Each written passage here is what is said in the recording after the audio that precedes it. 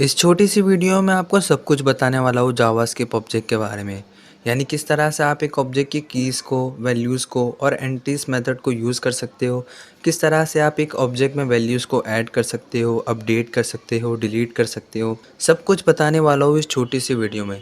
बस वीडियो में एंड तक बने रहना। अगर वीडियो थोड़ी सी भी पसंद आती है तो इस चैनल को सब्सक्राइब कर दो, लाइक कर दो वीडियो को। तो आइए वीडियो को स्टार्ट करते हैं। मैंने यहाँ पे सबसे पहले एक कोका एक्सटेंशन यूज़ किया है जो कि हमारे कंसोल के आउटपुट को उसके बराबर में ही दिखाती है, मतलब लाइवली दिखाती है। आइए वीडियो को समझते हैं। सबसे पहले देखिए, मैंने एक पर्सन करके एक ऑब्जेक्ट बनाया है और जिसके अंदर मैंने नेम, एज और मैरिड 3 प्रॉपर्टीज़ ली है। ठीक, अब मैं अपने मेथड्स को यूज़ करने वाला हूँ। जैसे कि पहले मैंने कीज़ मेथड यूज़ किया है। पहले मैंने ऑब्जेक्ट डॉट कीज़ और उसके अंदर आर्ग्यूमेंट में वो पर्सन ऑब्जेक्ट पास कर दिया है। जब हम कुछ इस तरह से करते हैं तो वो उस ऑब्जेक्ट की जितनी भी कीज़ है वो हमें रिटर्न कर देता है। जैसा कि आपको आउटपुट दिख रहा है, नेम, एज, मैरिड, हमारी सारी कीज़ हमें मिल चुकी है। तो इस तरह से आप यूज़ कर सकते हो कीज़ मेथड को ऑब्जेक्ट की सारी कीज़ को गेट करने के लिए। उसी प्रकार अगर मैं बात करूँ वैल्यूज़ मेथड की, जैसा कि कीज़ में क्या था, वो हमें कीज़ रिटर्न कर रहा था। लेकिन वैल्यूज़ में जब हम ऑब्जेक्ट डॉट वैल्यूज़ करते हैं, उस केस में हमें यह वैल्यू रिटर्न करेगा। जैसे कि राहुल 20 और ट्रू, इस तरह से हमें वैल्यू मिल जाएगी।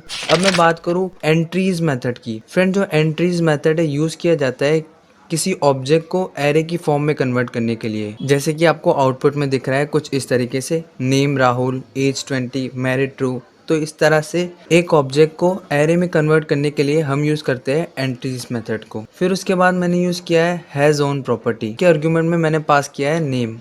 फ्रेंड्स, यहाँ पे हम टेस्ट करते हैं क्या जो हम नेम की इसके आर्गुमेंट में पास कर रहे हैं वो हमारे एक्चुअल ऑब्जेक्ट से बिलोंग करती है या नहीं। हम इसके द्वारा चेक कर सकते हैं। इसने हमें ट्रू रिटर्न किया है क्योंकि नेम वाली की हमारे पर्सन वाले ऑब्जेक्ट में है। तो आई होप आपको ये भी समझ आ जाए होगा। आइए अब बात करते हैं किस तरह से आप वैल्यूज़ को ऐड कर सकते हैं एक ऑब्जेक्ट में।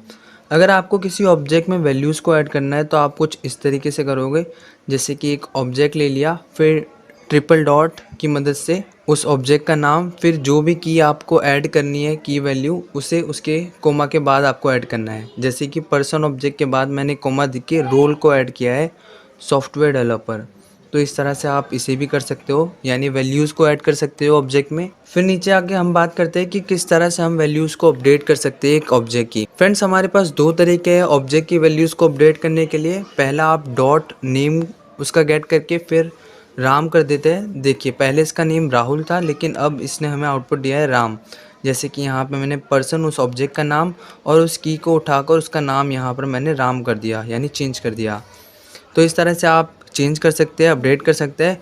फिर दूसरा मेथड है स्क्वायर ब्रेसेस की मदद से। जैसे कि उस ऑब्जेक्ट का नाम स्क्वायर ब्रेसेस, फिर स्ट्रिंग के अंदर उस की का नाम, फिर जो भी वैल्यूज़ आपको पास करनी है वो आपको यहाँ दे देनी है। तो इस तरह से हमारी एज भी हो गई 25। अगर आप किसी वैल्यू को डिलीट करना चाहते हैं किसी ऑब्जेक्ट से, तो उसके लिए आपको सिंपल यूज़ करना है डिलीट ऑपरेटर और उस की को हमने दे देना है। जैसे कि मैंने डिलीट कर दिया पर्सन डॉट नेम और इसने हमें ट्रू रिटर्न कर दिया है, यानी वो वैल्यू सक्सेसफुली डिलीट हो चुकी है। तो फ्रेंड्स, ये थी छोटी सी वीडियो जिसके अंदर मैंने बहुत कुछ बताया है।